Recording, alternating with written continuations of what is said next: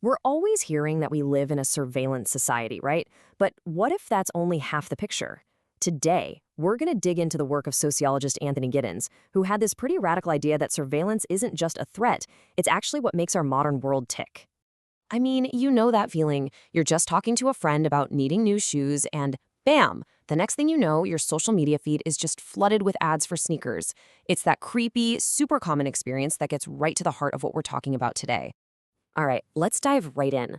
When you hear the word surveillance, your mind probably jumps straight to Big Brother, this top-down, scary, oppressive force. But what if that's not the whole story? What if it's not even the right one? Anthony Giddens argued we need to totally rethink what surveillance is and what it's really doing. So this is the guy, Anthony Giddens. And his big idea, his central argument, was that surveillance isn't some extra sinister thing that got bolted onto society. No, he said it's actually woven into the very fabric of how our complex world even works. It's not the exception to the rule, it is the rule. Okay, so how on earth can surveillance be a core part of society? I mean, that sounds a little out there. Well, for Giddens, it all comes down to a really simple but powerful idea. Information is power. Let's unpack that because it's pretty much the bedrock of his whole theory. And here's his formal definition, way back from 1985. Now notice the key words here. It's not about spying or prying. It's collection, storage, and coordinate. You see, for him, surveillance isn't just about watching people. It's like an organizational superpower. It's the thing that allows these huge, complex systems like governments and corporations to exist in the first place.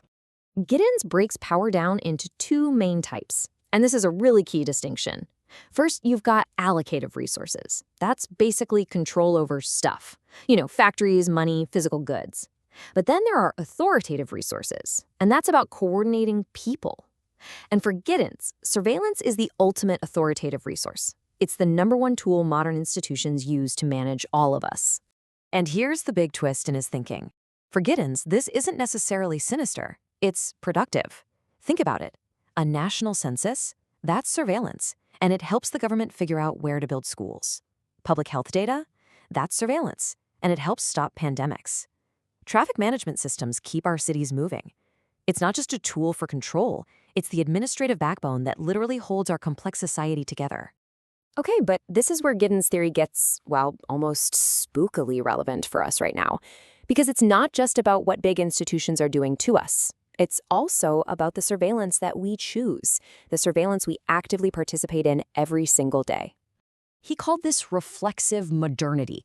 Yeah, I know, it sounds super academic, but the idea is actually pretty simple. Just think of it like society is constantly holding up a mirror to itself. We're getting all this information, all this data about our world and ourselves, and we use that feedback to change what we do. It's this continuous, never-ending loop. And you see this feedback loop literally everywhere. The perfect example is a fitness app on your phone.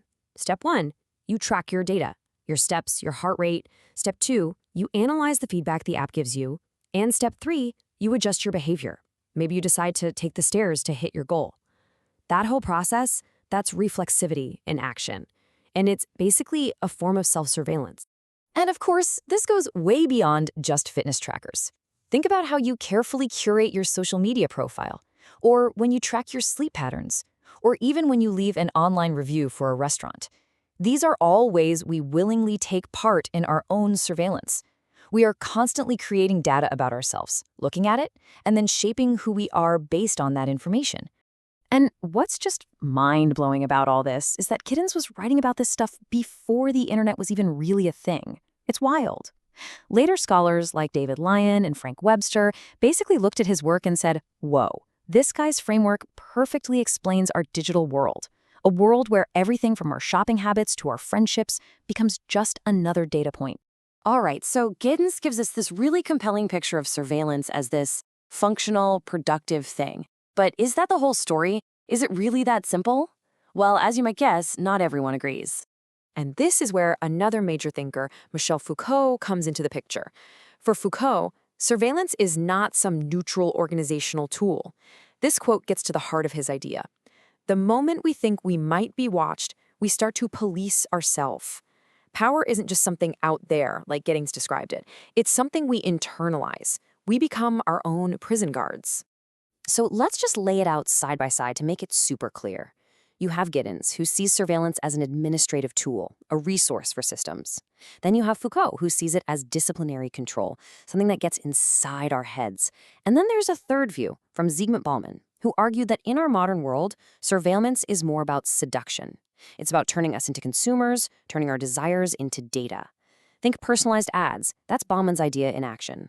So the main criticism of Giddens really boils down to this. By focusing so much on how surveillance helps society run, does he kind of downplay the dark side? You know, the ways it can be used to control people, to coerce them, and to reinforce existing inequalities?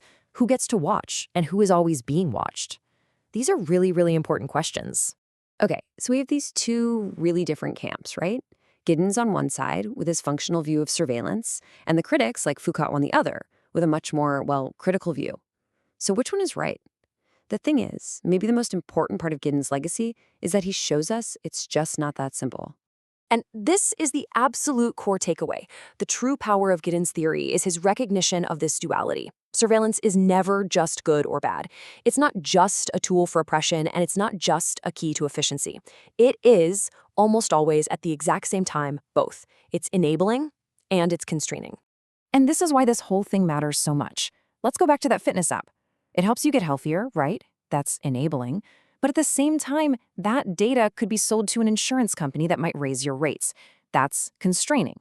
The gig economy app gives you flexible work, enabling, but it also monitors your every move to maximize efficiency, constraining. Getting your head around this two-sided coin is absolutely essential for navigating our world today.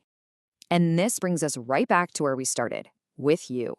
What Giddens really reveals is that surveillance isn't just something that happens to us. It's a system we are all a part of, whether we're being monitored or we're monitoring ourselves.